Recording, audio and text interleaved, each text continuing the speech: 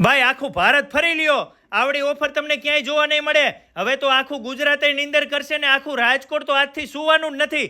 કારણ કે તમારી પાસે કોઈ પણ જાતની કાર હોય એ કારને લઈને અહીંયા પહોંચી જજો. આપણા રાજકોટમાં મોટામાં મોટું અને જૂનામાં જૂનું ગેરેજ છે માર્વેલ મોટર કલર.